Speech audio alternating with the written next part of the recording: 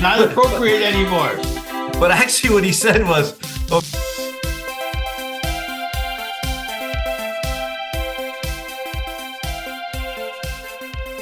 Hey, I'm Moby, that said, and we are drinking from the garden hose, your favorite podcast. Get us wherever you get your podcast, be it Apple, Spotify, Google. Remember, like us, download us, follow us. We're always looking for feedback. We appreciate it at the utmost level. Keeps our show going, makes our show great. Ed, how are you? I'm doing great, Obi. As I told you, running a little late tonight, had the meet the softball coach tonight at the high school.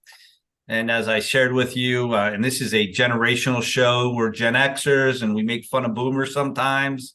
And I just got to tell you this. I mean, this guy's a boomer, which is surprising to me. He's coaching softball as a boomer. But he says, we're going to have fun this year. And he's going to, actually, I didn't tell you this before, but there's two things he's going to do to have fun with these girls. One is if they hit a home run and win, he's taking the whole team out for ice cream. These aren't 8-year-old girls. These are high school girls. Okay. Okay, all right. They like ice cream, but he's going to take them out for ice cream. And then the second one was, he goes, yep, and we're going to play hard. And I used to always have what I'd like to call the Dirty Girl Award. And I just cringed. He's going to give the Dirty Girl Award to a high school girl. I think time might have passed him by. Well, hopefully he still knows the game, and the game hopefully hasn't changed that much. Maybe analytics aren't in softball yet, so you might stand a chance. Oh, I think he's all about analytics. First day of tryouts are going to be the metric day. They're going to time them from first to home to first, and from first to third. They're going to measure overhand velocity of the infielders and outfielders. So yeah, they're going to do some metrics. Oh, okay. He means business. He wants a winning season. He wants Alex to make it to Florida State so you can give her $1,000. Exactly. He did say something, the Dirty Girl Award, I just cringed when he said it as a dad of a daughter. But he did say something that was extremely appropriate. He said, well, when he was talking about the Dirty Girl Award, he goes, because when we play, I want to make sure that you have to, after the game, that you're going to have to take a shower or a bath, whatever you do. Your uniform's going to be dirty. You're going to have to use the washing machine if you know how to do that. So I had to laugh because my kid doesn't know how to use the washing machine. No, she don't. It's well documented. She doesn't know how to do the washing machine, and she likes her bagels toasted. Yes, she does. Okay. So she's got that. So I had an adventure this holiday weekend. We'll call it an adventure. So, unbeknownst to me, this holiday weekend was my local high school's athletic Hall of Fame induction ceremony. I didn't know. I didn't care. Neither of my boys were ever getting into any athletic Hall of Fame ever. And it's from lack of trying. Who knows if they even have the skill. But you'll figure out why that was important in just a minute. So we're at home on Sunday. No, on Saturday. Apologies. Doesn't really matter for the story, though. Watching TV as a family. A very uncommon thing, I must say. And, I was going to say, who watches TV as a family anymore? Yeah. Obi? Exactly. We're watching TV, and there's a ring on the doorbell, which, again, what's that about? Nobody answers the door, right? And somebody looks on their phone, and there is a literal busload of people at my doorstep. Now, it's after Thanksgiving. There is a big white van, like party bus parked on the street. Like the buses that have the stripper pole in it, or the buses that take you to Atlantic City? Let's go more like Atlantic City. Okay. But a personal bus, but no, not a stripper pole bus. And my son's like, there's a whole lot of people on our front porch. So my wife and I, we assume it's going to be at best carolers. So everybody gets into position to defend the house. And from the carolers. From the potential carolers.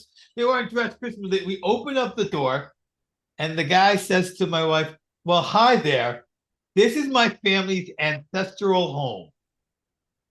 Oh my Lord. So that's right. Oh my Lord. There were four kids who grew up in this house before we bought the house. They're all married. They all have kids, and at least some of them look to have grandkids. And they were all there because one of the kids had gotten into the high school Hall of Fame, and the whole family came to celebrate. And they came to check out their childhood home. But wait. You said something really important, and I want to make sure it was the guy banging on your door's words, not yours. My ancestral home. Yes. Is that an actual quote from the guy? On my wife's honor. That's what she said. Oh my Lord. And he who looked talks that way? Well, she looked at him and he quickly changed it to, this is the house we grew up in. So my guess is. My guess is he realized he shouldn't say that to someone of color. Holy shit. One of the things that probably came across his mind was he didn't say that. I also think that he just, like, they were joking about it in the car, like on the way over. Oh, let's go see our ancestors. And then he delivered the line and it falls flat. Like, Obi, like, when was your house built? Like 1964, I believe it was built. I believe it was 1964. Yeah. It's old, but it's not. Yeah. So it's his childhood home. Ancestral sounds so indigenous people, right? Like, right. Oh, it's crazy. Yeah. It's a very, yeah. So they came into our house and we showed them around, showed them some of the changes, started talking to them about, what the house was like for them with us. Now, here's another part of the story. Wait. No, I'm sorry. I'm not going to let you get by on this one. So wait, you just kind of yada. Oh, so they came in and we showed them around. So so a bus shows up to your house and you're just watching TV. You're not planning to have anybody over. No. And who made the decision to say, sure, come on in? Was that like, you don't have time to discuss that with your wife? Like, it's not you didn't go off and huddle like Family Feud style. So like, who made the decision and did the person get in trouble afterwards? I think I made the decision based on her body language. Like, I was watching my wife, what she wanted, and she kind of was standing so I think no, I did not get in trouble. So I think I was the one who actually invited them in, but I also know I was clearly reading my wife's body language to see what she wanted to do about the situation. Like you said, there was no huddling. There was a lot of what's the nonverbal cues here.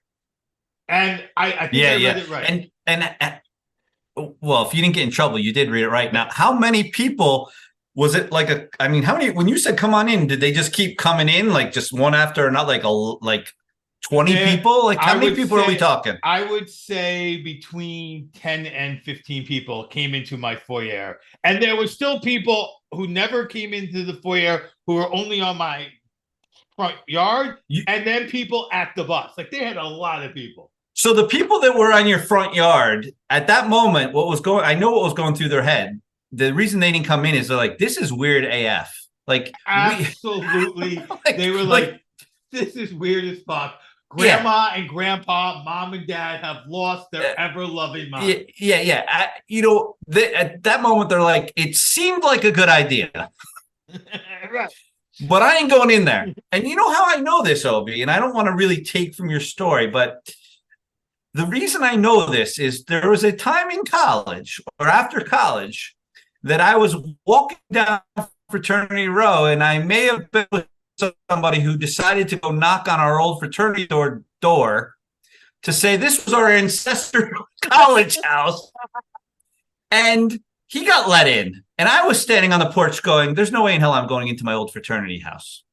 And then I did. And then the next thing I know, we're in the basement, saw they're selling beer. We start whipping out 20s to buy beer, and we got kicked out for being narcs.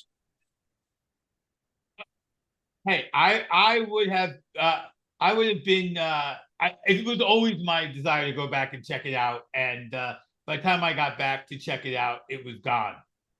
Poof, as you're well aware, that it is no longer in its place. Our ancestral fraternity home. Speaking of our fraternity home, one of the stories about my house I've never told you. There's no hole in the ground. But it's not a hole in the ground. It is well covered up. I mean, it's a building now. Well, It's now not, it is. Yeah, it was a hole in the ground for a little bit. right. So when we redid a part of my house, we were tearing down cabinets, and I pull out, we're pulling things out, and on the ground underneath the cabinet is a check made out to Tau Epsilon Phi, National, and the guy's name. So turns out the people who lived here were fraternity brothers of ours, not at Rutgers, but our fraternity brothers. So I said when these guys were there, I'm like, so one of you, and it was obviously like two brothers and two sisters. I'm like, one of you, one year, you went to pay your dues. Mom and dad gave you a check. You went to pay your dues for TEP, and you lost the check. And the dude's like, yeah, that was me. And he goes, I'm like, so you're the TEP? I'm like, I'm a TEP. And then the other guy's like, I was a TEP too. And so we were all three TEPs at three different schools. But there you go. I moved into a TEP house. So that's this story keeps getting better and better, Obi. So you let these strange people who drive around town in a bus To my house. and they just knock on doors trying to get tours. Right. You let them in, and they're TEPs. The two brothers were both TEPs. Yes. Yeah. Now, what school? What school did they go to? Did you find out? You know what? They did. They both told me what schools in one year, out the other. Neither of them said any school that was, yeah. Yeah. All right. So, Obi, that's awesome that you talked to him about being TEPs because you found this check. Did you also take the time to ask him what the hell was with the bus? Well, I mean, we knew what he did. Yeah. So the whole family had come to watch the one sister get inducted into the Hall of Fame. That's what the bus was for. Like, I didn't ask him. I also did not fully grasp the bus situation till I walked them out, and that's when I saw the bus. But when my son had said a bus full of people, and then there was like a bunch of people at my door, I thought he was joking about a bus. It was just commenting on the sheer number. I did not see the bus, like I said, until I walked the people out. Oh, so you couldn't ask them about that because, Obi, if somebody in my family got inducted into the Athletic Hall of Fame, which is not going to happen unless at least not somebody older than me, that's for sure. And I went back to the old high school to celebrate them. We'd all take our own cars. We wouldn't be renting a bus to drive around town, I agree. And I am curious about what that was all about, why they rented a bus.